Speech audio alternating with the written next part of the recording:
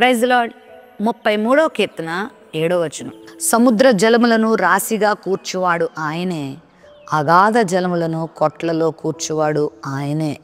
సముద్రము, అగాధ జలములు మన మానవ ఊహకే అందనంత అపరిమితమైనవి. అయితే మన దేవుని శక్తి ఎంత గొప్పదో తెలుసా? సముద్ర జలములను రాశిగా కూర్చేవాడు, ఒక్క చోట కూర్చేవాడంట. అగాధ జలములను కొట్లలో కూర్చేవాడు ఆయనే. అంటే వాటన్నిటిని ప్రోగు చేసి ఆ పక్కన పెట్టేవాడు ఆయనే. వాటిని నడిపించేవాడు, వాటిని నిర్దేశించేవాడు, వాటిని ఆజ్ఞాపించేవాడు, వాటిని శాసించేవాడు దేవుడే. మరి మన కళ్ళ ముందు చాలా గంభీరంగా, చాలా భయానకంగా కనబడే అగాధ జలములను, సముద్రములనే ఆయన శాసిస్తుంటే, నీ జీవితంలో ఏర్పడుతున్న సమస్యలు, లేకపోతే నీ జీవితంలో కలుగుతున్న సముద్రాల లాంటి సమస్యలు, అగాధ జలముల వంటి భయంకరమైన శోధనల్ని ఆయన కూర్చలేడా?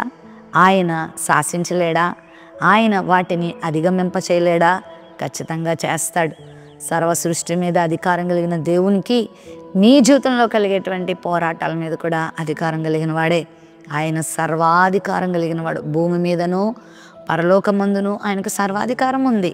మరి నీ జీవితంలో నీ మీద అధికారాన్ని దేవునికి అప్పగిస్తే ఇప్పుడే నీ సమస్యల మీద ఆయన అధికారై నీ జీవితంలో గొప్ప విజయాన్ని ఇస్తాడు. నువ్వు అనుకుంటున్నావు, నా సమస్య, నా రోగం, నా బాధ నన్ను మించిపోయింది, ఇంత భయంకరమైంది, నేను దీన్ని అధిగమించలేను, దీన్ని నేను ఓడించలేను, దీన్ని దాటి నేను వెళ్ళలేను, నా వల్ల కాదు అని నువ్వు అనుకుంటున్నావు కదా.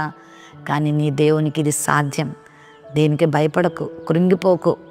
చచ్చిపోవాలనిపిస్తుందా? ఈ జీవితాన్ని ఇంకెందుకు అనిపిస్తుందా? ఇలాంటి ఆలోచనలు అపవాది నుండి వచ్చినవని గుర్తుపెట్టుకో. నువ్వు చనిపోయి ఏం సాధిస్తావు తెలుసా? చెడ్డ పేరు సాధిస్తావు. నీ వెనకాల నీవు కలిగి ఉన్న ప్రజలందరికీ అవమానాన్ని కలిగిస్తావు. చివరికి వారు కూడా బ్రతకడానికి వీలు లేకుండా చేస్తావు. నీ జీవితం ద్వారా ఒక్క మంచిది కూడా నువ్వు లోకానికి ఒక పాఠాన్ని మిగిల్చకుండా వెళ్ళిపోతావు. అంత మాత్రమే కాదు, అత్యంత విలువైన నీ ఆత్మను నిత్య నరకానికి చేర్చుకుంటావు. కాబట్టి చావుకి, ఆత్మహత్యకు నీ జీవితాన్ని లోన్ చేసుకొని ఘోరమైన బాధలు ఇంకా తెచ్చుకోవద్దు. ఇప్పటికే బాధల్లో ఉన్నావు, ఇంకెందుకు ఘోరమైన బాధలు నీకు? ప్రభువు దగ్గరికి రా. సమస్యల్ని రాశిగా కూర్చే దేవుడు ఆయన, కొట్లలో కూర్చువాడు ఆయన. సునాయాసంగా వాటిని పటాపంచలు చేసే దేవుడు ఆయన. సునాయాసంగా ప్రతి సమస్యను ఇక మరలా రూపం లేకుండా చేయగలిగినవాడు ఆయన. ఆయన దగ్గరికి నీ సమస్యను పట్టుకునిరా.